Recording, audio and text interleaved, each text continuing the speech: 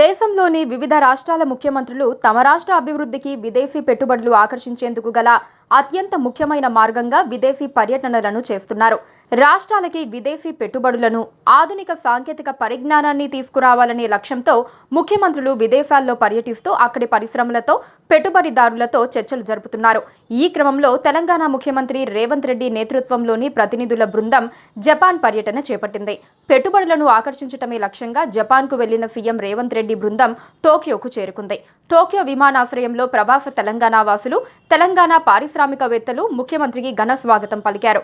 ఈ బృందంలో HMDA commissioner Sarfaraz Ahmed, TGIIC managing director Vishnuvardhan Reddy, CEO మధుసూదన్తో పాటు పలువురు ఉన్నతాధికారులు ఉన్నారు. బుధవారం రాత్రి టోక్యోలోని 100 ఏళ్ల చరిత్ర కలిగిన ఇండియా హౌస్లో భారత రాయబారి షిబు జార్జ్ ఈ బృందానికి విందిచ్చారు. ఈ కార్యక్రమానికి కాంగ్రెస్ ఎంపీ రఘువీరారెడ్డితో పాటు తమిళనాడు డీఎంకే ఎంపీలు కనిమొళి, నెపోలియన్ కూడా హాజరయ్యారు. ఈ సందర్భంగా ముఖ్యమంత్రి రేవంత్ రెడ్డి తమిళనాడు ఎంపీలతో పలు అభివృద్ధి అంశాలపై చర్చించినట్లు సమాచారం. అలాగే రాయబారి షిబు జార్జ్తో ప్రత్యేకంగా సమావేశమై తెలంగాణలో పెట్టుబడుల పట్ల ఉన్న అనుకూలతను, సులభతర వ్యాపార విధానాలను వివరించారు. జపాన్లోని ఒసాకా నగరంలో ఈ నెల 13 నుంచి అక్టోబర్ 13 వరకు జరిగే ఎక్స్పో 2025లో ప్రపంచవ్యాప్తంగా 160కి పైగా దేశాలు పాల్గొంటున్నాయి. ఈ ప్రదర్శనలో తెలంగాణ రాష్ట్రం మొదటిసారిగా ప్రత్యేక పెవిలియన్ ఏర్పాటు చేసింది. ఈ పెవిలియన్ను ముఖ్యమంత్రి రేవంత్ రెడ్డి స్వయంగా ప్రారంభించనున్నారు. ఈ వేదికలో తెలంగాణలో పెట్టుబడులకు ఉన్న అవకాశాలను విదేశీ ప్రతినిధులకు సమగ్రంగా వివరించనున్నారు.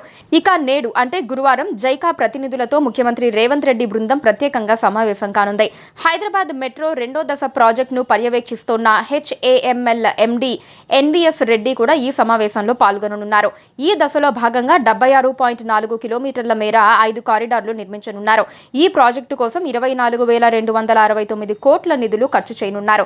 ఇందులో రాష్ట్రం 30%, కేంద్రం 18% భరించగా మిగతా 48% నిధులను జైకా, ఏడీబీ, ఎన్డీబీ లాంటి అంతర్జాతీయ బ్యాంకుల నుంచి రుణంగా పొందేందుకు ప్రయత్నిస్తున్నారు. మిగతా 4% నిధులను పీపీపీ మోడల్లో సమకూర్చనున్నారు. జైకా కేవలం 2% వడ్డీతో రుణాలు మంజూరు చేస్తూ ఉండటంతో మెట్రో 2వ దశ నిర్మాణాన్ని వేగవంతం చేసేందుకు మరింతగా సాయం పొందాలని రాష్ట్ర ప్రభుత్వం భావిస్తోంది. ఈ నేపథ్యంలోనే ముఖ్యమంత్రి ఈ సమావేశాలకు అధిక ప్రాధాన్యత ఇస్తున్నారు. మొత్తంగా ఈ పర్యటన ద్వారా తెలంగాణ రాష్ట్రానికి పెట్టుబడులు, విదేశీ భాగస్వామ్యం, ప్రాజెక్టుల అమలు కోసం అవసరమైన ఆర్థిక సహకారం అందుతుందని భావిస్తున్నారు. Please subscribe to KTV Telugu. KTV Telugu. KTV Telugu channel.